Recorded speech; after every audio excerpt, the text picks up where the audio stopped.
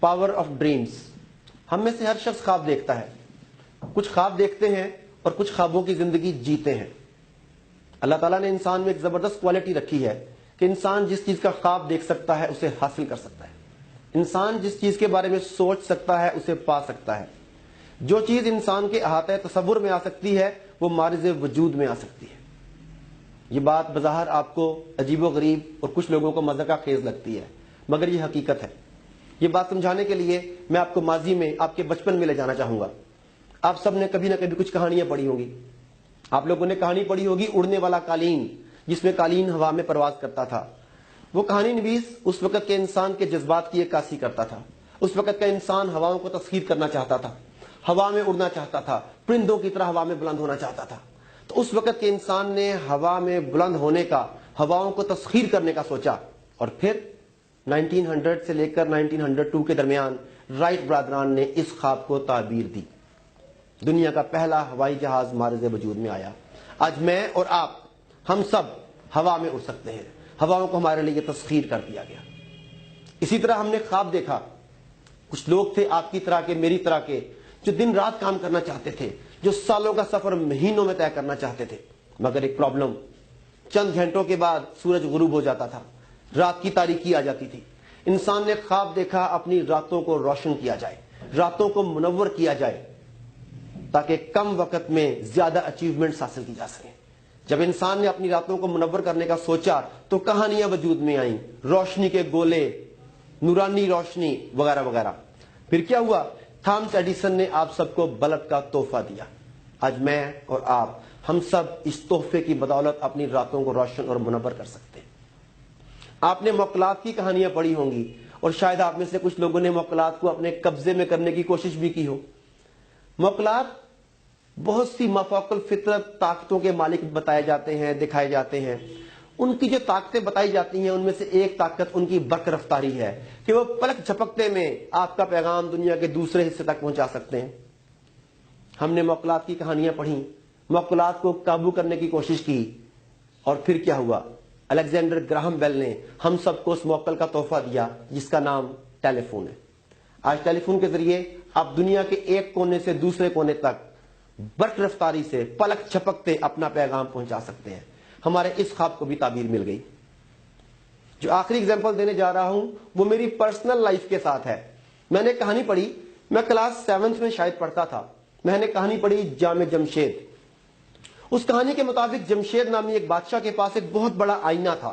وہ اس آئینے کے سامنے کھڑا ہو کے اس آئینے پر ایسے کر کے ہاتھ پھیرتا تو آئینے میں ایک شکل نمودار ہوتی. وہ اس سے پوچھتا موسم کیسا ہے، کل موسم کیسا ہوگا، دشمن کی فوجیں کہاں پہ ہیں، فصلیں کیسی ہوں گی. غرضے کے وہ سے جو سوال پوچھتا آئینے میں موجود شکل اس کا جواب دیتی. میں بڑا انسپائر ہوا. میں نے کہا یہ جام جمشید اگر مجھے مل جائے تو شاید میں دنیا کا سب سے طاقتور آدمی بن جاؤں، ہر طرح کی انفارمیشن میری ایکسیس میں ہوگی. مگر میں اتنا بچہ بھی نہیں تھا. مجھے پتا تھا کہ کہانی تو کہانی ہوتی ہے. میں نے کہانی پڑھی اور اسے بھول گیا. سال 1.5 سال کے بعد جب میں 9th کلاس میں گیا تو میں نے انگلش لٹریچر پڑھنا شروع کیا. تو میں نے وہاں بھی ایک کہانی پڑھی، شاید آپ نے بھی پڑھی ہو. کہانی کا نام تھا کرسٹل بال. اس کہانی کے مطابق ایک بوڑھی عورت کے پاس گلوب کی شکل کی ایک بال تھی. وہ اس بال کے سامنے کھڑی ہو کر اس پر ہاتھ پھیرتی تو بال میں ایک شکل نمودار ہوتی. وہ اس سے جو پوچھتی وہ اس کا جواب دیتی. اب میں نے سوچا زبردست، اردو والے بھی کہہ رہے ہیں اور انگریز بھی کہہ رہے ہیں کہ ایسی کوئی نہ کوئی چیز موجود ہے. تو اگر میں کچھ ایسی کوشش کروں، اس چیز کو اپنے قبضے میں لے آؤں تو میں دنیا کا سب سے طاقتور انسان بن جاؤں گا. میں نے اس کے لیے بڑی کوشش کی، بڑے لوگوں سے ملا، بڑے بابا جی سے ملا، بڑے بزرگوں سے ملا کہ کوئی ایسا جام جمشید مجھے بھی مل جائے. مگر نہیں، کوئی جام جمشید نہ ملا. بالآخر میں نے تھک ہار کے کوشش کرنا چھوڑ دی اور سوچا کہ کہانی ہے، کہانی تو کہانیاں ہوتی ہیں، ان کا عملی زندگی سے کیا تعلق. مگر چند سال گزرے، میں کالج میں گیا، یکدم دماغ میں ایک لائٹ جلی. ایک دن بیٹھے بیٹھے خیال آیا، او ہو عارف صدیقی، جس جام جمشید، جس کرسٹل بال کی تلاش میں تو کئی سال سے پریشان ہے، وہ تو تیرے گھر میں موجود ہے، جس کا نام ہے ٹیلی ویژن. جی ہاں، نکولا ٹیسلا نے آپ کو ٹیلی ویژن کا تحفہ دیا.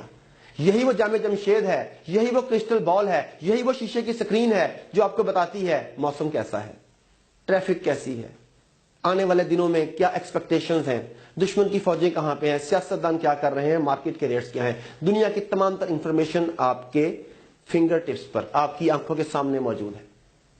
دیکھ لیجئے، بطور انسان ہم نے جو کچھ بھی سوچا آج ہم نے اسے عملی شکل دے دی، آج ہم نے اسے تعبیر دے دی، ہم نے اپنے خوابوں کو زندہ شکل میں دیکھ لیا.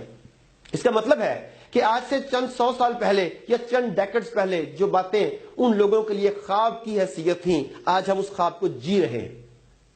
بالکل ایسے ہی آج ہم جو خواب دیکھ رہے ہیں، اگر ہم ان پر کوشش کریں تو آنے والے دنوں میں ہم اس خواب کو جی سکتے ہیں. مگر المیہ یہ ہے، ہم سے ہمارے خواب چھین لیے گئے.